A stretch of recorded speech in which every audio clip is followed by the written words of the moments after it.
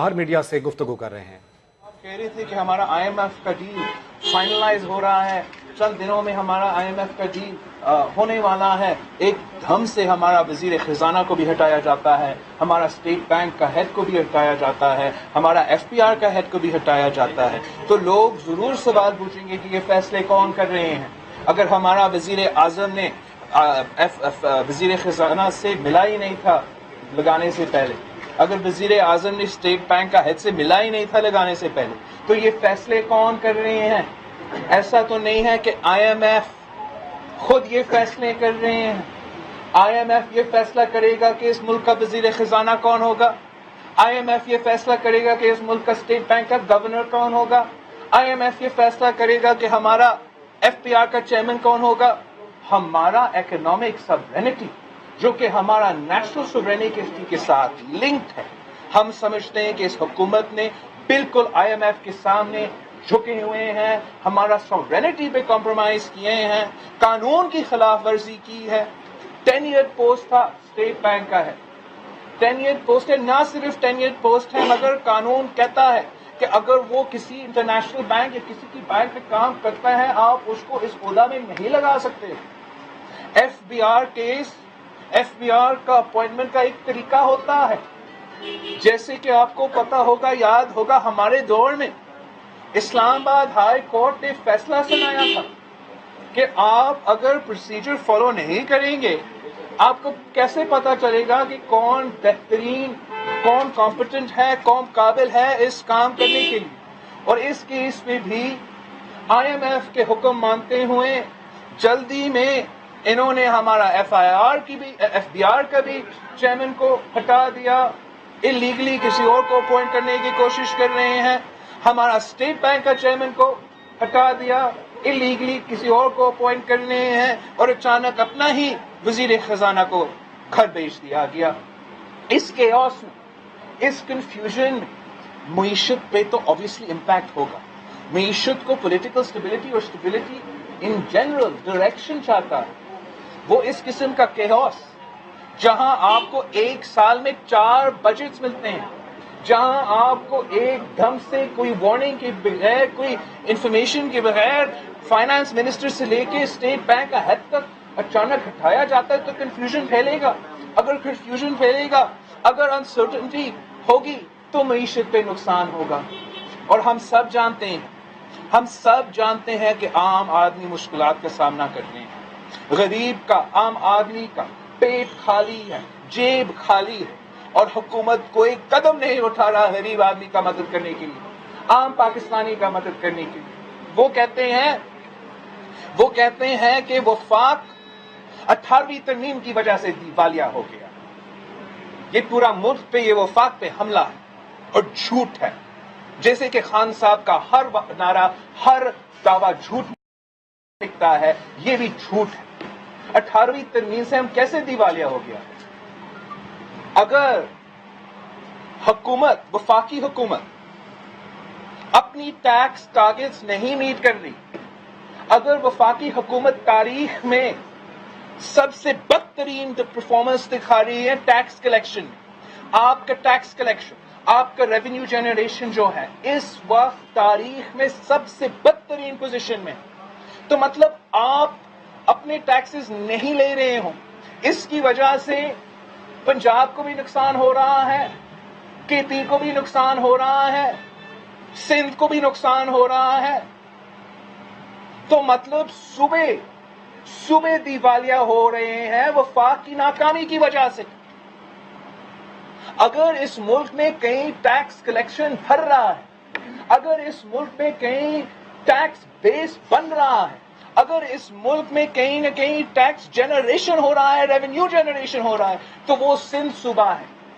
सिंध वो वाहिद सूबा है जिसमें हम अपना ना सिर्फ टैक्स टारगेट्स मीट कर रहे हैं, मगर सालों साल हम अपने ही टैक्स टारगेट्स को बीट कर रहे हैं। हमारा रेवेन्यू जनरेशन हो रहा है। तो 18वीं तरमीम की वजह से, इसलिए हमारे सूबे के पास ये इख्तियार है कि हम सेल्स टैक्स दे सकते हैं। तो कहीं न कहीं इस मुल्क में टैक्स रेवेन्यू जनरेट हो रहा है, टैक्स इनकम रेवेन्यू जो जनरेट हो रहा है, हम समझते हैं कि वफाक पे हमला करने की बजाय, अपने नाकामियों को छुपाने के बजाय हुकूमत को सिंध से सीखना चाहिए, सिंध की सक्सेस से सीखना चाहिए। अगर आप कलेक्ट नहीं कर सकते हो, पहले आप हमसे सीखें। अगर आप हमसे सीख भी नहीं सकते हो, मैं आपको ऑफर करता हूं, वजीर आला सिंध ने भी ऑफर किया है कि आपका जो वफाकी टैक्स कलेक्शन है वो आप सिंध रेवेन्यू बोर्ड को हैंड ओवर करें। हम आपको 100% जो हम कलेक्ट करते हैं हम वफाक को देता है, और मैं गारंटी करता हूं कि वो आपका टैक्स कलेक्शन से, वफाकी टैक्स कलेक्शन से बेहतर होगा। ये क्यों? हम कब तक बर्दाश्त करें? सुबह कब तक बर्दाश्त करेंगे कि वफाक की नाकामी की वजह से, इमरान की नाकामी की वजह से कि हम नुकसान में जाएं, सूबों के बजट नुकसान में हो, हमारे पास कम पैसा हो, इसलिए उनका टैक्स जनरेशन कम है तो सूबों के पास कम पैसा होगा तालीम के लिए, सेहत के लिए। ये हम कब तक बर्दाश्त करेंगे? इस मुल्क के अवाम इनका नाकामी, इनका नाअहली का बोझ कब तक उठाता रहेगा? आज भी because they have been unable to generate taxes, because they have been unable to meet their own targets, आज आप हुकूमत की नाअहली का बोझ खुद उठा रहे हो। आप महंगाई की सूरत में हुकूमत का नाअहली का बोझ उठा रहे हो। आप अपने गैस बिल में, अपनी बिजली बिल में, अपने पेट्रोल की बिल में, अपने खाने पीने के अशिया के बिल में, आपके दिफाइया की बिल में, अब इस हुकूमत का नाअहली नाकामी को आप वो बोझ उठा रहे हो, आप वो सजा भुगत रहे हो। और पाकिस्तान पीपुल्स पार्टी समझती है ये नाइंसाफी है, ये जुल्म है। हुकूमत का काम होता है कि वो गरीब अवाम का ख्याल रखे, वो कमजोर तबका का ख्याल रखे। इन पे कॉम्प्रोमाइज करने के बजाय आपने उनकी मुआशी सूरत हाल का ख्याल रखना चाहिए। पाकिस्तान पीपुल्स पार्टी की हुकूमत ने भी IMF के साथ डील किया है, लेकिन हमने कभी भी पाकिस्तान की मुआशी हुकूक पे कॉम्प्रोमाइज नहीं किया। हमने IMF से डील लिया, लेकिन हमने साथ साथ पूरे मुल्क में जो तनख्वाह ले रहा है उनमें इजाफा कर दिया।